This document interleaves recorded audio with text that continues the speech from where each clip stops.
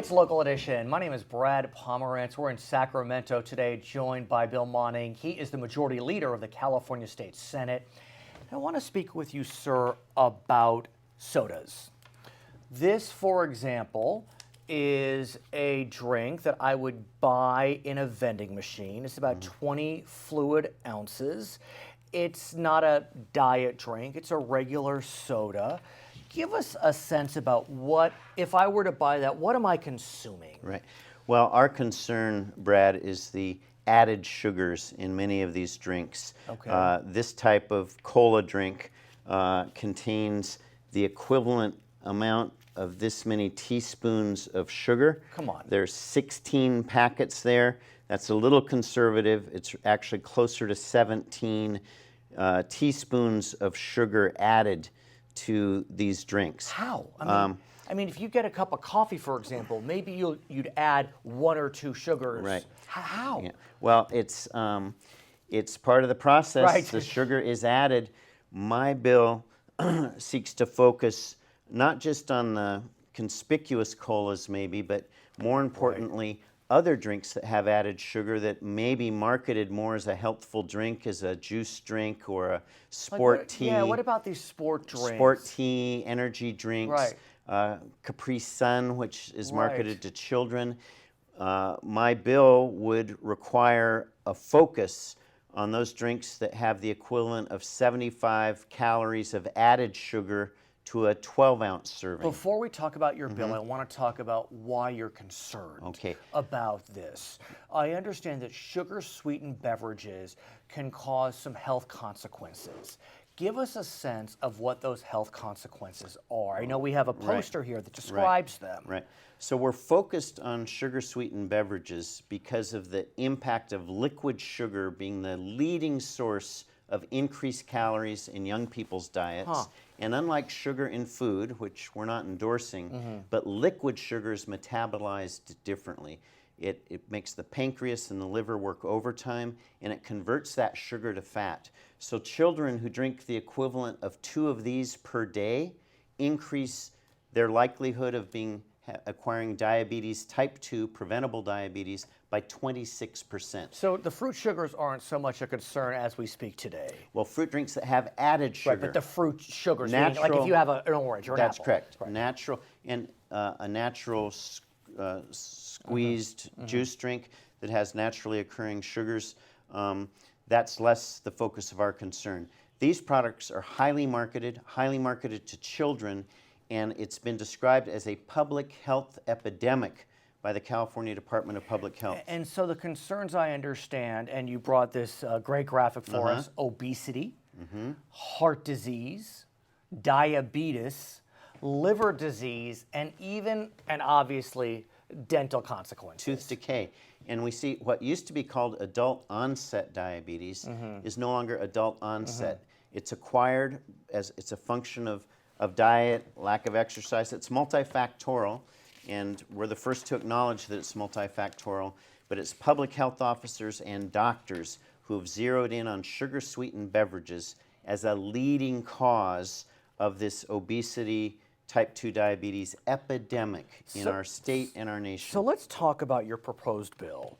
Your proposed bill is SB 300, and I want to get a sense what you're looking to do as it relates to these sugar-sweetened beverages. Well, simply stated, Brad, the health safety warning label is designed to inform the choice of parents, of teenagers, of children, of all consumers of these beverages. And we have an example of what your label would say. It's very short but sweet, if I can use that cliche. That's right. Drinking beverages with added sugars contributes to obesity, type 2 diabetes, and tooth decay. It's similar in some ways to the warnings we see on cigarettes, for example. That's correct. And this language is developed not by politicians, but by doctors.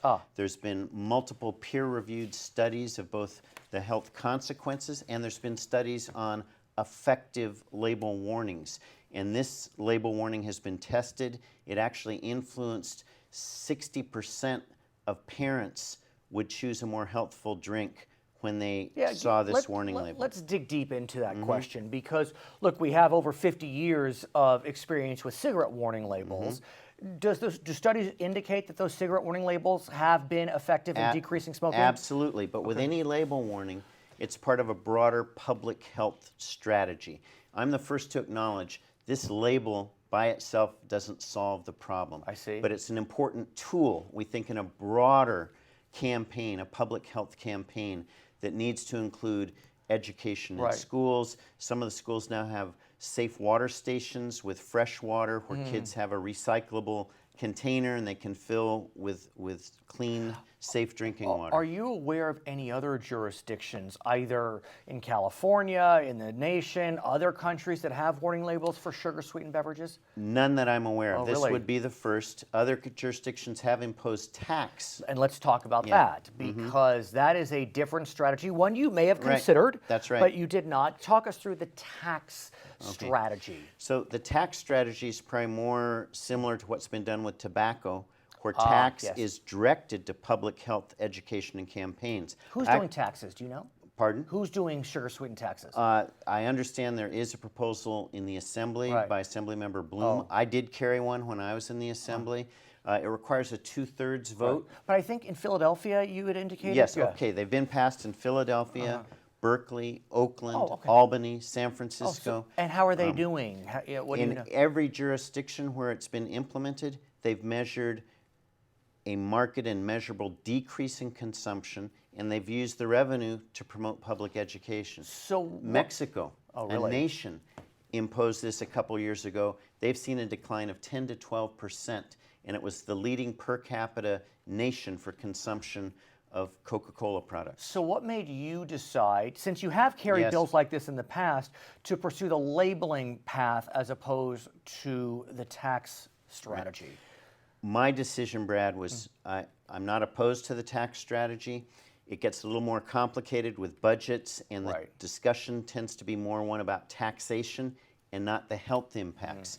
The label warning goes clearly to the adverse health impacts.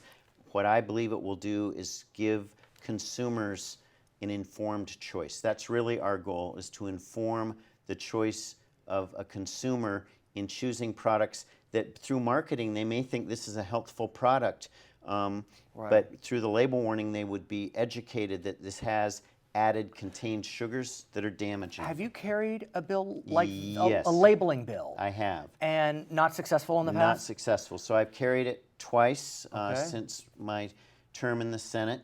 One cleared the Senate, one died in the Assembly in a health committee.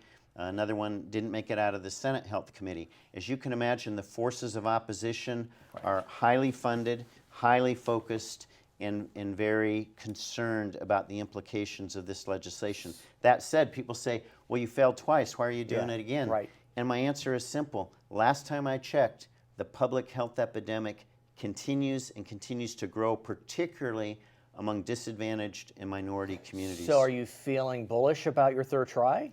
Well, there is that saying, third is a charm. Right, exactly. But I don't make the practice of predicting the outcomes of votes. What I can predict and promise, we're going to work very hard in reaching members, educating members, and trying to move forward with what I think is ultimately a rather modest public right to know provision. Okay. His name is Bill Monning. He is the majority leader of the California State Senate. My name is Brad Pomerance. We're so glad you're with us from Sacramento on Local Edition.